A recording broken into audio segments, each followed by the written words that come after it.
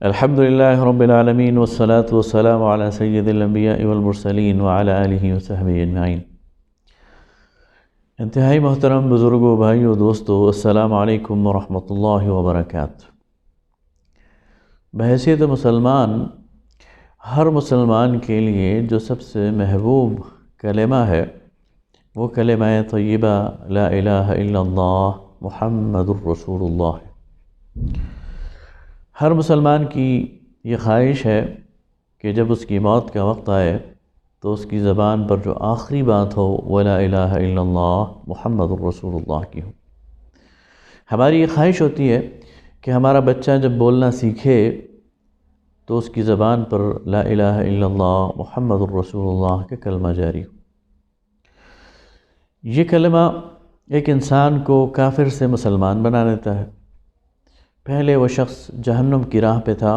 اس کلمے کی بنیاد پر وہ جنت کا وارث بن جاتا ہے، جہنم سے بچ جاتا ہے۔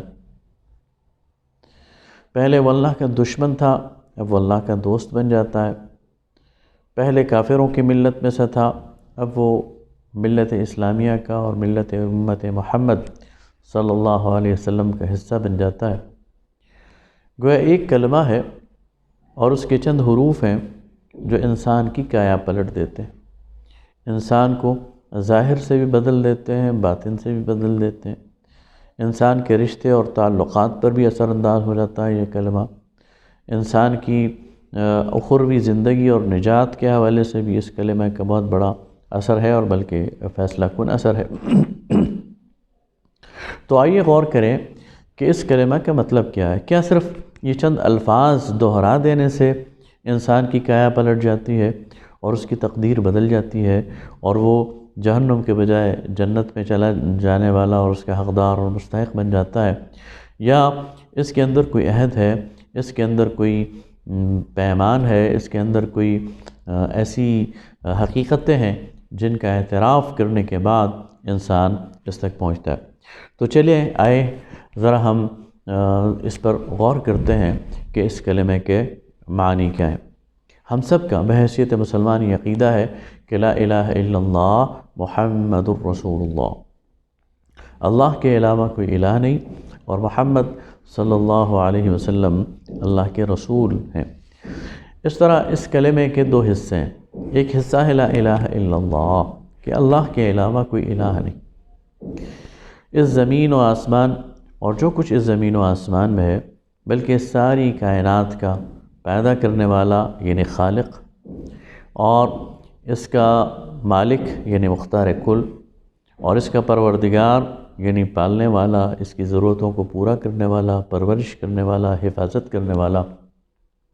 اور حاکم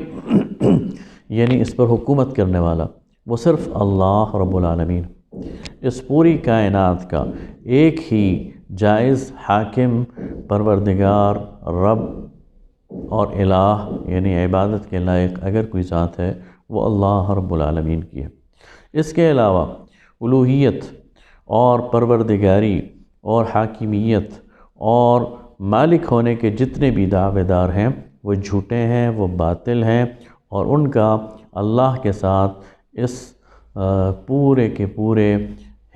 حکومت میں اور اقتدار میں اور ربوبیت میں ذرہ برابر بھی شرکت کا کوئی امکان نہیں۔ اللہ واحد ہے، لا شریک ہے، اس کا کوئی شریک نہیں۔ جب ہم اس بات کا اقرار کرتے ہیں کہ اس کائنات کے ایک ہی جائز حاکم، مالک، پروردگار، رب ہے، تو اس کا مطلب یہ ہے کہ انسان اللہ کے سوا کسی کو مددگار نہ سمجھے، اللہ کے سوا کسی کو حاجت روا اور مشکل کشا نہ سمجھے، اللہ کے سوا کسی کو نفع اور نقصان پہنچانے والا نہ سمجھے۔ انسان اس پر مکمل یقین کرے کہ اسے جو فائدہ حاصل ہو رہا ہے وہ محض اللہ کی توفیق سے اور اس کی عطا سے ہو رہا ہے، اور اگر اسے کوئی نقصان پہنچ رہا ہے تو وہ بھی اللہ کے علم میں ہے اور اللہ ہی کے اذن سے کوئی نقصان پہنچانے والا مجھ سے نقصان پہنچا سکتا ہے۔ اس کلمہ کو ماننے کے بعد یہ لازم آ جاتا ہے کہ انسان کسی اور سے دعا نہ کرے، کسی اور سے مدد نہ مانگے، کسی اور سے پناہ نہ مانگے۔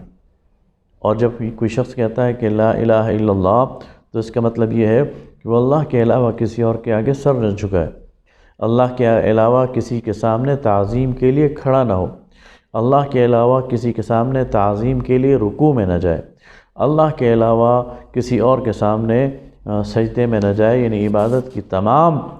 جو رسومات ہیں وہ اللہ کے لیے خاص کر دے، اور تمام جو عبادت کی ذرائع ہیں اور عبادت کی جتنی بھی شکلیں ہیں وہ ساری کی ساری وہ اللہ رب العالمین کے لیے خاص کر دے۔ جب کوئی شخص کہتا ہے لا الہ الا اللہ تو اس کا مطلب یہ ہوتا ہے کہ اللہ کے علاوہ کوئی بادشاہ نہیں ہے، اللہ کے علاوہ کوئی مالک الملک نہیں ہے، اور اللہ کے علاوہ کوئی شارع یعنی شریعت دینے والا اور کوئی قانون ساز نہیں ہے۔ انسانوں نے دنیا کی زندگی کیسے بسر کرنی ہے، کس قانون کے تحت کرنی ہے، یہ اللہ رب العالمین کا کام ہے کہ انسانوں کو دے۔ حقیقی شارع، حقیقی قانون ساز اللہ رب العالمین کی ذات ہے، اور کوئی شخص اللہ کے علاوہ کسی اور کے قانون کو مانے گا تو وہ شرک کا مرتکب ہوگا۔ اس لیے کہ مسلمان اگر وہ مسلمان ہے، لا الہ الا اللہ پر یقین رکھنے والا ہے، تو پھر اس کے لیے اللہ کا نازل کردہ قانون ہی فائنل اتھارٹی ہے، اس سے وہ آگے پیچھے نہیں ہو سکتا۔ جب ایک شخص یہ کہتا ہے کہ لا الہ الا اللہ تو وہ اپنی آزادی سے دستبردار ہو جاتا ہے، پھر وہ اپنی خواہشات بندگی کو خواہشات نفس کو چھوڑ دیتا ہے، پھر وہ جو رسم و رواج کی اطاعت ہے ان کو چھوڑ دیتا ہے، پھر وہ مخلوق کی اطاعت کو چھوڑ دیتا ہے، پھر وہ اللہ رب العالمین کی اطاعت میں آ جاتا ہے، اللہ کی بندگی میں آ جاتا ہے، اپنے آپ کو حقیقی طور پر اللہ کا غلام سمجھتا ہے۔ اور جب یہ شخص کہتا ہے کہ لا الہ الا اللہ تو وہ اس بات کا اقرار کرتا ہے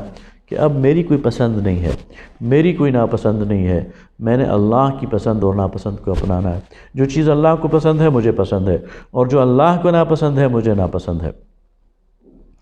اور جب کوئی شخص کہتا ہے لا الہ الا اللہ تو اس کا مطلب یہ ہے کہ اس کی دنیا کے اندر جتنی کوششیں ہیں،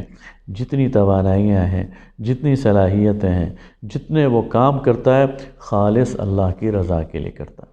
وہ اس دنیا میں اگر حکومت اور اقتدار بھی کرتا ہے تو اللہ کی رضا کے لیے، وہ اس دنیا میں جہاد اور جدوجہد کرتا ہے اللہ کی رضا کے لیے، وہ اس دنیا میں نماز پڑھتا ہے تو اللہ کی رضا کے لیے، وہ اس دنیا میں خرچ کرتا ہے تو اللہ کی رضا کے لیے، 2 قدم چلتا ہے تو اللہ کی رضا کے لیے، اس کی ساری جدوجہد کا، ساری کوششوں کا مطمع نظر مقصد وہ اللہ کی رضا، اللہ کے قرب کا حصول اور اللہ کے عذاب سے بچنا اور اللہ کی جنتوں میں داخل ہونا ہوتا ہے۔ گویا اس کی سعی و محور کا،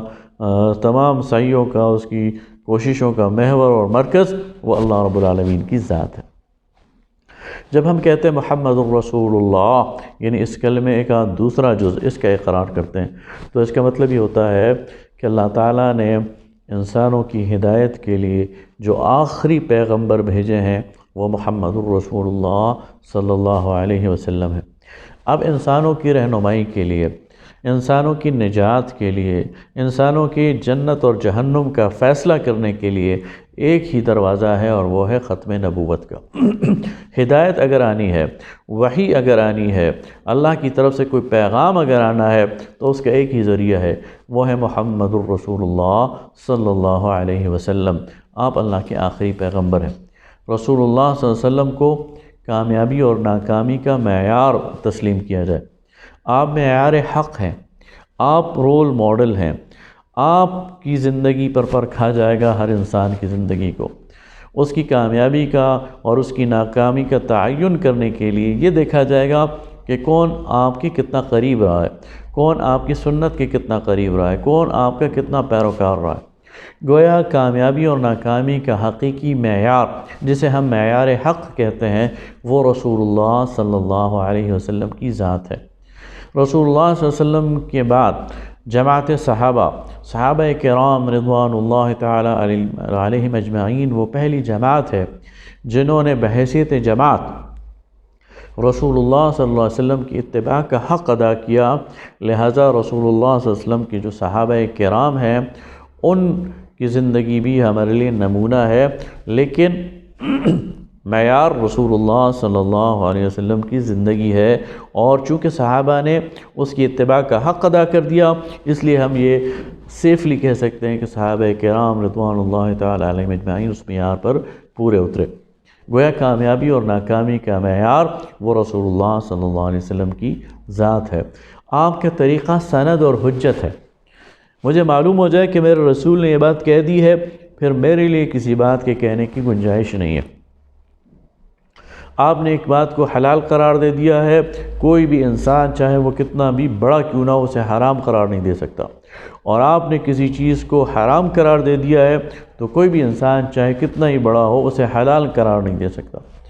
حلال اور حرام کی آخری اتھارٹی اللہ کے پاس ہے، اور اللہ کے بعد اللہ کے رسول صلی اللہ علیہ وسلم کے پاس ہے۔ آپ کا قول، آپ کا عمل، آپ کی سنت، آپ کی سیرت، یہ حجت ہے، یہ سند ہے، اور اسی کو دلیل کے طور پر لیا جائے گا۔ آپ کی امت یہ تمام رشتوں پر بالا ہے۔ جو شخص کہتا ہے لا الہ الا اللہ محمد الرسول اللہ، وہ تمام افراد ایک رشتے میں منسلک ہو جاتے ہیں، وہ چاہے افریقی ہوں، چاہے وہ ایشیائی ہوں، چاہے وہ سفید ہوں، چاہے وہ کالے ہوں، چاہے وہ عرب کے ریگستانوں میں رہنے والے ہوں، چاہے وہ افغانستان کے پہاڑوں میں رہنے والے ہوں، یا انڈونیشیا کے جزائر میں رہنے والے ہوں، جو بھی کہے گا لا الہ الا اللہ محمد الرسول اللہ، وہ ایک امت کا فرد ہے، اور آپس میں وہ سارے کے سارے بھائی ہیں۔ یعنی ہماری جو اصل رشتہ ہے وہ کلمے کی بنیاد پر ہے، اور اس کے علاوہ جتنی بھی عصبیتیں ہیں، چاہے وہ زبان کی عصبیت ہے، چاہے وہ قوم کی عصبیت ہے، چاہے وہ نسل کی عصبیت ہے، اللہ کے اور رسول صلی اللہ علیہ وسلم کے مقابلے میں یہ ساری عصبیتیں تعارف تو ہو سکتی ہیں، اس کی وجہ سے ایک دوسرے کو پہچانا تو جا سکتا ہے، لیکن ان کی بنیاد پر کسی کو کسی پر افضل قرار نہیں دیا جا سکتا۔ اس لحاظ سے یہ ساری کی ساری عصبیتیں یہ باطل ہیں۔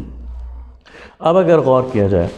تو یہ کلمہ لا الہ الا اللہ محمد الرسول اللہ اتنا بڑا کلمہ ہے کہ اس کے نتیجے میں انسان اندر اور باہر سے بدل جاتا ہے، اس کے تمام اعمال بدل جاتے ہیں، اس کا نقطہ نظر بدل جاتا ہے، اس کا انجام وہ بدل جاتا ہے۔ اسی لیے تو اقبال نے کہا تھا کہ چومی گویم مسلمانم بلرزم کہ دونم مشکلات لا الارا، جب میں کہتا ہوں کہ میں مسلمان ہوں لرزنے لگ جاتا ہوں، اس لیے کہ میں جانتا ہوں کہ لا الہ الا اللہ محمد الرسول اللہ کی مشکلات کیا ہے۔ یہی وجہ ہے کہ نبی کریم صلی اللہ علیہ وسلم نے جب عرب کے صحرا میں مشرکین کے درمیان لا الہ الا اللہ محمد الرسول اللہ کا اعلان کیا